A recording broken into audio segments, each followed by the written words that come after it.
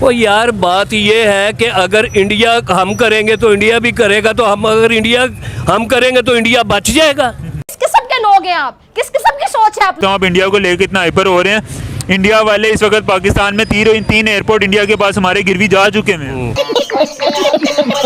और एयरपोर्ट को लेके फिर अपने आप को फिर दूसरे लफ्जों में वो बना लो। फिर पाकिस्तान का तो बेड़ा गर्क कर गया इमरान खान। बेहतर क्या करने, बेहतरी जो बेड़ा गर्क कर दिया पुत्र, वो अब मुश्किल है उसका ठीक होना।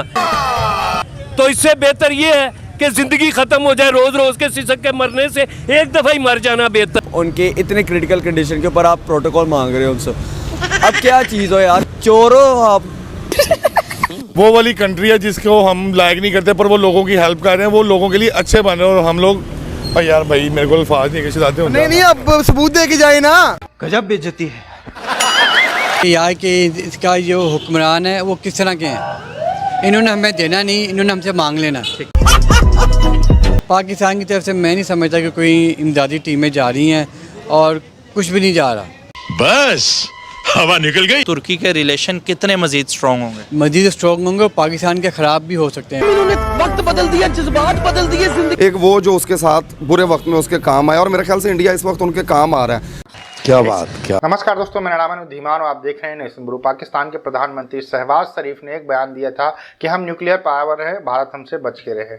इसी टॉपिक को लेकर कुछ यूट्यूबर गए हैं पाकिस्तान की जनता के पास में, देखते हैं उनका क्या कहना है। आइए वीडियो देखते हैं। अभी अगर इस वक्त हम पाकिस्तान के हालात देखें तो क्या हमें पहले पाकिस्तान के हालात को बेहतरी की तरफ लेके नहीं जाना चाहिए, या हम एक और नए मसले की तरफ अपने आप को शामिल कर लें? पाकिस्तान का तो बेड़ा गर्क कर गया इमरान खान, अब इसको किस तरफ लेके जाना है? हाँ, तो आप कह रहे हैं कि अगर शहबाज शरीफ साहब एटमी जंग की तरफ जाते हैं तो वो ज़्यादा बेहतरी होगी, अगर मुझ तरफ चले जाते हैं तो फिर तो जहाँ पे एक वक्त की रोटी मिलती है उससे भी जाएंगे। वो बेटा बात सुनिए, जिस खेत से दहकान को मुयस्सर ना हो रोजी, उस खेत के हर गोशाए गंदम को जला दो। हैं ये मुल्क का जिसने बेड़ा गर्क कर दिया है, अब इसमें रहने का हक क्या है? रोटी हमसे छीनी गई, सुकून हमारा छीना गया, सब कुछ छीना गया, बाकी रह क्या गया है? सर इस मौके पे हमें अपने आप को बेहतर करने की ज़रूरत है, या हम एक और जंग अपने ऊपर मुसल्लत कर लें? बेहतर क्या करने, बेहतरी जो बेड़ा गर्क कर दिया पुत्र, वो अब मुश्किल है उसका ठीक होना। तो इससे बेहतर ये है कि जिंदगी खत्म हो जाए, रोज रोज के सिसक के मरने से एक दफा ही मर जाना बेहतर है। जो इसने 3-3.5 सालों में हमारा हल कर दिया ना, अब हमें जिंदा रहने का हक भी कोई नहीं है। हमारी बात करें, हमारे प्राइम मिनिस्टर साहब तुर्की में अपने दौरे पे जाने लगे थे, तो तुर्की के तैयब एर्दोगान ने मना किया कि यार काइंडली आप ना हो, हमारे हालात ऐसे हैं और अपने दौरे के बारे में सोच रहे हो। क्या फ़र्क नजर आया, लाइक हम यहाँ पे दौरे कर रहे हैं और इंडिया मदद कर रहे हैं। बिल्कुल बात आपने ठीक की है, बल्कि तुर्की वालों ने ठीक किया पाकिस्तान नवाज शरीफ शहबाज शरीफ के साथ कि यार खुद लानत है आपके ऊपर, जो आप उनके इतने क्रिटिकल कंडीशन के ऊपर आप प्रोटोकॉल मांग रहे हो उनसे। अब क्या चीज़ हो यार, चोर हो आप। तो एक नंबर के चोर हो और आपको प्रोटोकॉल चाहिए, वो भी तुर्की जैसे मुल्क में। यार इंसानियत नाम की चीज़ है ना, तो थोड़ा सा एहसास कर लो। ये जहलियत है शहबाज शरीफ, एक तो है चोर और वो चोरों वाली हरकतें कर रहा है। चोरा ने चोर ही रहना। किसी एशियन कंट्री किसी ने अगर मदद करने के लिए स्टेप फॉरवर्ड लिया ही है तो इंडिया ने ही लिया है। यार इनके अंदर इंसानियत बहुत है, जान दे देंगे इसके लिए। बेशक वो कश्मीर इशू वगैरह बनते रहते हैं, लेकिन वो पार्ट साइड। लेकिन इंडिया ने जो उनकी मदद करने के लिए उनको सपोर्टिव मैसेज एक दिया ना G20 मीटिंग के लिए, काश ये कदम हमारा पाकिस्तान भी उठा सके। लेकिन हमारे पाकिस्तानियों को चाहिए प्रोटोकॉल। भाई हम आ रहे हैं, शहबाज शरीफ हो गया, जो भी हो गया, हमें प्रोटोकॉल चाहिए। किस चीज़ का प्रोटोकॉल यार? तुमने क्या झंडे खड़े हैं यार? उधर इतने नुकसान हुए हैं, इतने जवान बच्चे बच्चियाँ औरतें मरी हैं और इन्हें अपने प्रोटोकॉल की पड़ी हुई है। ऐसे नहीं चलता भाईजान।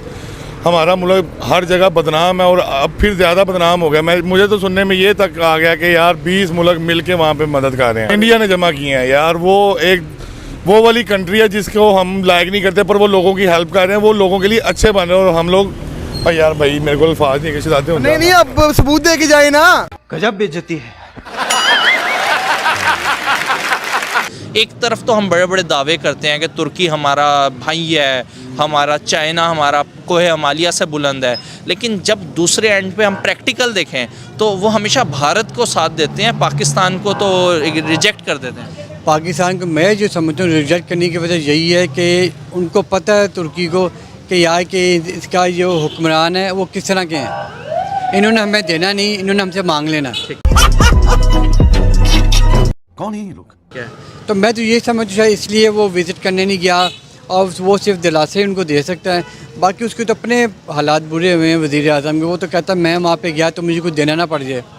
अब ये अल्लाह बेहतर जानता है कि वहाँ से कोई रिस्पॉन्स नहीं मिला, या फिर वो उस चक्कर में नहीं गए कि जी कि मुझे लेने की बजाय कुछ देना ना पड़ जाए। और हालात तो है नहीं कि पाकिस्तान किसी को कोई दे, ये अपनी आवाम को नहीं कुछ दे पा रहे तो उन्होंने बाहर जाके क्या देना है। अच्छा, मज़े की बात है, आपकी इस बात से मैं आगे बात को कंटिन्यू करूंगा। आपने कहा कि देना ना पड़ जाए, जाके पूरी दुनिया में इस चीज़ को ट्रोल किया जा रहा है बाकायदा कि पाकिस्तान को तो खुद मदद की ज़रूरत है, पाकिस्तान कैसे इमदादी टीमें भेज रहा है वो बाहर। ये बड़ा अच्छा सवाल है आपका, लेकिन मैं समझता हूँ कि इसकी हकीकत ये है ही नहीं।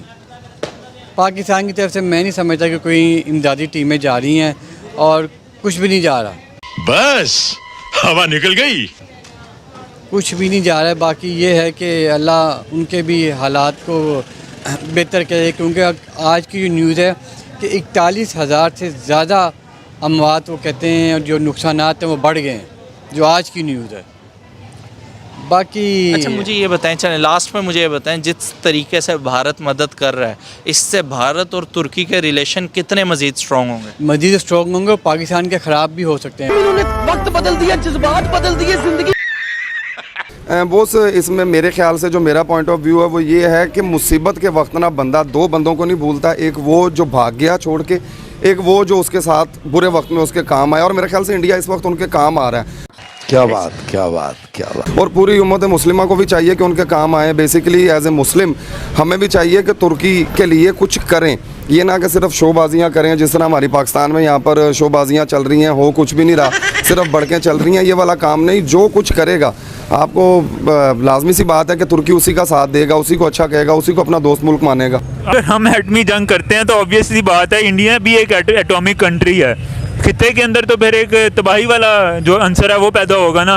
पाकिस्तान भी एटमी ताकत, इंडिया भी एटमी ताकत, और फिर ऑब्वियसली अगर इंडिया पाकिस्तान की आपस में इस हवाले से जंग होती है जिस तरह शहबाज शरीफ साहब कह रहे हैं, तो फिर तो ज़ाहिर है ऑब्वियसली इंडिया के साथ दो कंट्रीज आएंगी, पाकिस्तान के साथ इधर से कोई कंट्री आ जाएगी, तो ये तो वर्ल्ड वॉर की तरफ बात नहीं चली जाएगी। ओ यार, बात ये है कि अगर इंडिया हम करेंगे तो इंडिया भी करेगा, तो हम अगर इंडिया हम करेंगे तो इंडिया बच जाएगा। किस किस्म के लोग हैं आप? किस किस्म की सोच है आप लोग? बात ये नहीं है, इन बातों से डरने वाली क्या बात है? ये किस लिए रखा हुआ है? ये बना के सराहने, एटम बम सराहने रखने के लिए रखा हुआ है दबाने के लिए रखा हुआ है। जब वक्त पे जरूरत पड़े चला दो, देखी जाए। लेकिन वो भी हमने अभी इस वक्त जो है वो सऊदी अरब को गिरवी दे चुके हैं।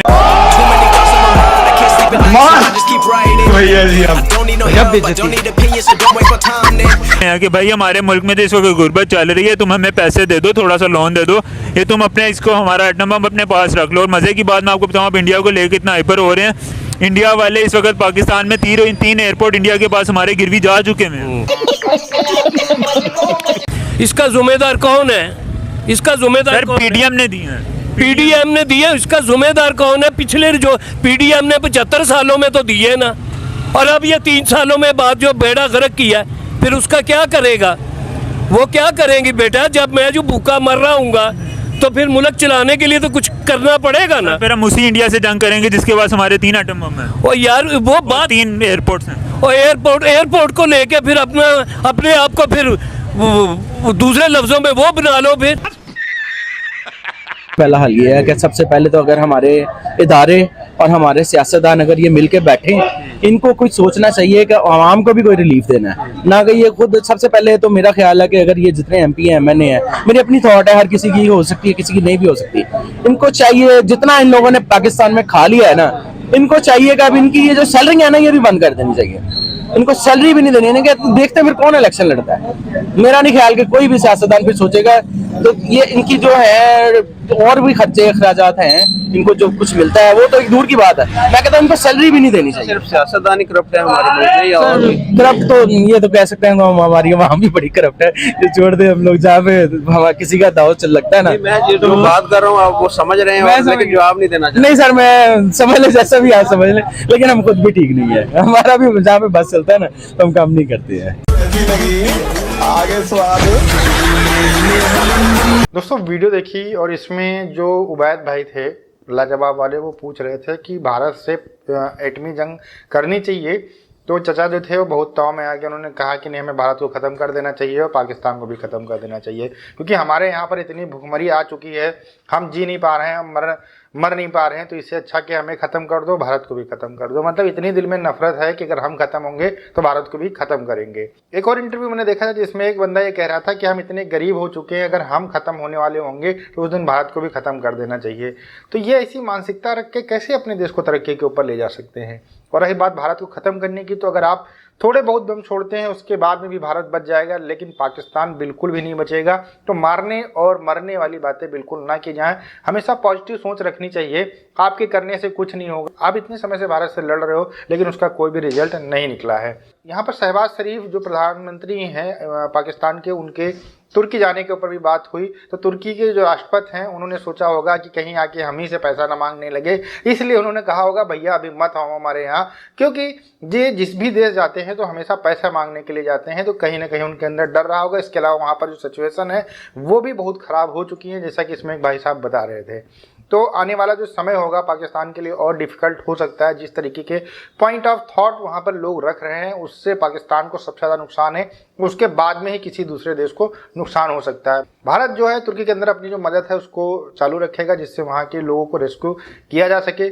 तुर्की की इकनॉमी वैसे भी जो है बहुत डाउन जा रही थी, लेकिन इस घटना के बाद में तुर्की बहुत ही मतलब 10-15 साल पीछे जा चुका है। इकनॉमी उसकी क्रैश हो सकती है। इसके अलावा वहाँ पर जो उसका जो करेंसी है वो भी डे बाय डे डाउन हो रही है, जिसकी वजह से वहाँ का शेयर बाजार भी बंद कर दिया गया है। तो बहुत सारी सिचुएशन है जो तुर्की के पक्ष में इस समय नहीं है। अगर सिर्फ क्राइसिस हुए होते, वहाँ पर अर्थक्वेक आया होता, तब तो हैंडल किया जा सकता है, लेकिन फाइनेंशियली भी बहुत ज़्यादा तुर्की कमज़ोर होता जा रहा है। आज के समय में वो सारी दुनिया से अपने यहाँ लोगों के लिए स्वेटर, जैकेट्स, इसके अलावा जो भी सामान जो लोग डोनेट कर सकते हैं वो पूरी दुनिया से वो मांग रहा है, भारत से भी मांग रहा है। भारत में अगर आप चाहें तो आप भी डोनेट कर सकते हैं, अगर आप स्वेटर, कंबल, कुछ भी अगर आप डोनेट करना चाहते हैं तो। तुर्की के लिए समय बहुत मुश्किल भरा समय है और हमारी जो दुआएँ हैं उनके साथ हैं। हम चाहते हैं कि तुर्की फिर से एक बार तुर्की बने जैसा पहले था। दोस्तों आज का वीडियो आपको कैसा लगा हमें कमेंट सेक्शन में ज़रूर बताइएगा। मिलते हैं नए वीडियो के साथ। नमस्कार, धन्यवाद।